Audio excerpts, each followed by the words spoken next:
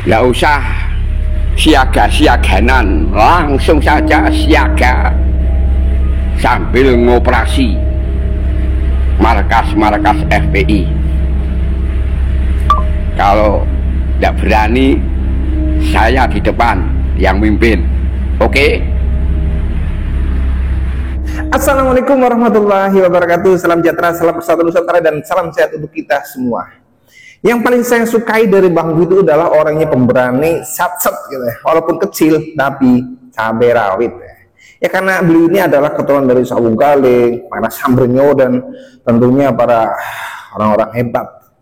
Ya, Bang Mufid sekarang ini mengenai masalah nasab kan belum kelar nih, belum selesai. Makanya punya ide yang sangat luar biasa. Kalau dari aparat pemerintah itu tidak ada tindakan atau lamban setidaknya, memang sudah saatnya kita nih pribumi ya, sweeping markas-markas FPI, sweeping anggota-anggota FPI, sweeping anggota-anggota radikal, ada HTIJ dan lain sebagainya, dan siapapun yang merongrong negara kesatuan Republik Indonesia. Ya, saya sangat sepakat dengan yang disampaikan oleh Mbah Mufid. Semangat. Assalamualaikum warahmatullahi wabarakatuh. Selamat datang guys di channel Diam, saudara! Apabila saya tambahi, apabila tidak ada penanganan, kita harus operasi markas-markas FPI, harus dioperasi, karena Rizik yang memberi komando tidak segera ditangani. Kita harus mana tempat markas FPI, kita harus diserang. Ngapain menunggu? Harus siap, mau di depan. Ayo, jangan hanya basi-basi seperti penakut. Itu adalah polanya Rizik. Kita harus kejar mana markas FPI. Iya, sebenarnya sudah dari dulu nih ya, dari dulu saya kenal dengan Mbah Mufid. Ya, semangatnya luar biasa seperti itu. Kecil-kecil cabai rawit. Ketika makam KRT Sumodiningrat, ketika makam-makam leluhur kita itu dibalikkan wabil khusus oleh Lutfi bin Yahya, Mbah Mufid itu paling depan, paling berani saat itu. Ya tidak aling-aling gitu lah. Mengatakan Lutfi bin Yahya itu adalah setan, dajjal dan sebagainya. Ya faktanya begitu. Dan alhamdulillah sekarang Mbah Mufid masih sehat walafiat. Bahkan ketika melihat pergerakan di Nusantara ini, baik dari masyarakat, dari TNI, Polri, pemerintah gitu, itu kayaknya lamban banget. Apa harus nunggu perang bersama pribumi atau apalah begitu. Sehingga Mbah Mufid mempunyai inisiatif seperti itu. Kalau memang dari pihak pemerintah itu lamban, gak ada penanganan, bahkan mereka dari orang-orang yang ingin menjajah Nusantara, yang bikin provokasi di Nusantara ini, sudah mulai mengintimidasi, sudah mulai mempersekusi gitu ya, kita jangan diam. Jangan diam, kita harus berani melawan. Bahkan seperti Mbak Fitu, kita harus jemput bola gitu loh. Markas-markas ormas-ormas radikal, setelah CFI, HT dan sebagainya, sambangi, hajar gitu, tangkap, kasihkan pemerintah, penjara Nusa Kambangan, sana di lapas Karanganyar gitu. Iya, jadi sekarang kita jangan kalah gitu. Apalagi ketika melihat negara kok kayaknya masih duduk diam, atau bahasanya mungkin ya kita masih monitoring, kita masih memantau perkembangannya. Selama aman saja ya monggo. Tapi kalau seperti ini ya memang apa harus dibuat kacau dulu gitu.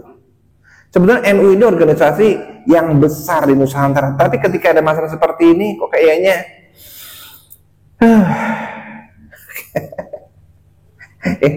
dari Mbak Alwi, dari ormas-ormas lain itu ya, masuk ormas-ormas radikal ini tertawa ini. NU itu terpecah belah. NU yang menjadi Muhyiddin Barhabib, yang menjadi Jongos, menjadi budak para imigran Yaman. NU yang stay, duduk manis di rumah sambil nonton makan kacang, sambil ngopi, ngerokokan begitu. Atau NU yang sudah bergerak untuk melawan para penjajah Bali. Iya, penjajah yang berpura-pura menjadi pahlawan. Ya. Iya, penjajah yang berpura-pura menjadi pahlawan, penjajah yang bertopeng, penjajah yang pura-pura baik. Siapa? Itu gerombolan dari kelompok Habib Bali. Bahkan Bani Tamim itu ya, Bani yang paling berani itu untuk menjaga marwah Rasulullah. Itu sudah berbicara kok. Iya, karena Bani Tamim ini nantinya Bani yang paling berani untuk melawan Dajjal. Jadi sekarang kalau Bani Tamim ini sudah turun tangan, sudah speak up, hati-hati saja. Karena dajjal-dajjal kecil di Nusantara ini saat ini adalah kelompok Bali dan para mukiblognya.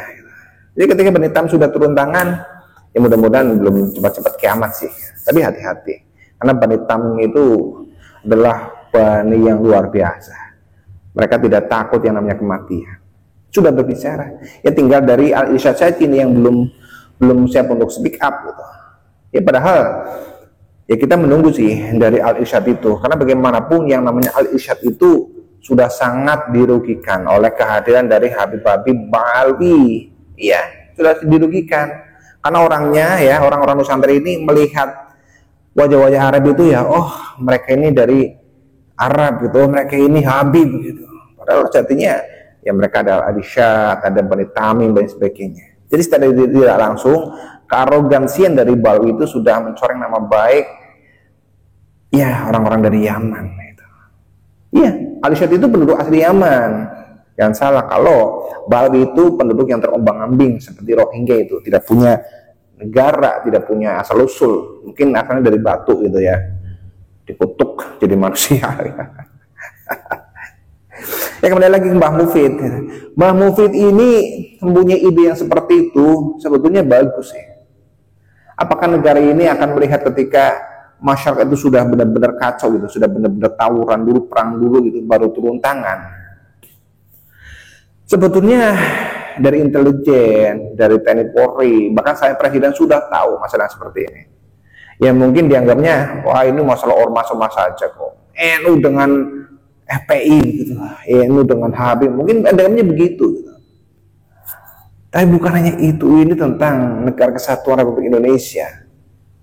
Ya, karena yang bermain bukan hanya ormas-ormas, orang-orang yang kelas-kelas kocok, bukan sekelas lucu bilahi loh ya, pernah menjadi anggota Watim Pres, menteri-menteri itu banyak merapat ke sana. Tahu-tahu yang namanya Habib Rizik itu radikal, iya kan? Tapi mereka bungkam. Seperti ini, emangnya masalah ini hanya masalah orang kecil, masalah seperti kami-kami? Tidak, para elit politik, elit pejabat, ya, elit aparatur pemerintah, elit aparat keamanan, mereka bermain. Ya, jadi kalau negara tidak turun tangan ya negara ini iya untuk jadi tempat bancaan gitu.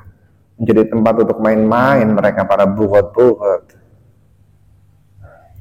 Akhirnya Pak Prabowo ini jangan mau bahwa ini bukan prioritas kok. Kalau saya ini prioritas. Karena kegaduhan di negeri ini yang akhirnya mengefek kepada semua aspek itu ya salah satunya berasal dari kelompok Bali. Contohnya Rizik gitu, bikin orang demo di mana-mana. Itu kan menghambat kemajuan negara, menghambat ekonomi, menghambat semua hal.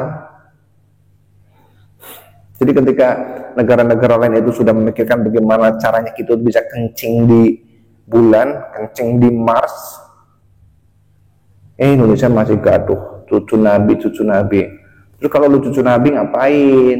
Cucu Nabi kayak bangsat begitu, cucu palsu juga kan.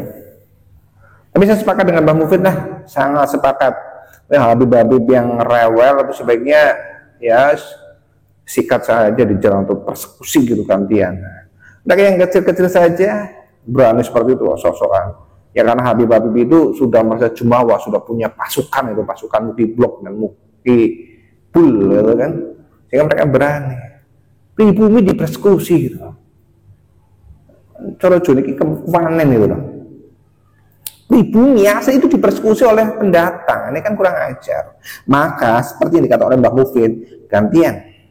Mereka yang kita persekusi, mereka yang kita sweeping.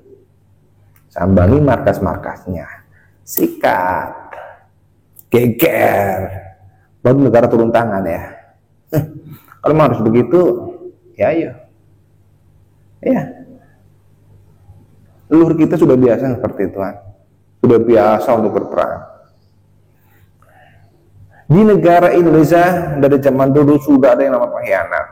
Jadi kalau dulu ada londo-londo ireng dan sekarang ada yang namanya mukiblok itu wajar. Jadi kalau sama pribumi itu harus berperang, kalau memang harus berperang, terjadilah. Tapi kalau bisa dihindari untuk pribumi supaya sadar, ya alhamdulillah. Tidaknya musuh-musuh nyata di Nusantara sekarang itu adalah dari kelompok Balwi. Ya, dari kelompok Balwi. Jangan mengkami hitamkan, oh Cina, oh siapa, bukan. Mereka bermain jenderal, mereka melakukan strategi.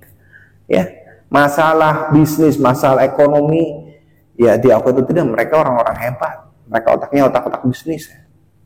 Tapi kalau Balwi itu jelas tanpa otak, tetapi mereka bisa membodohi negeri ini. Hanya dengan apa?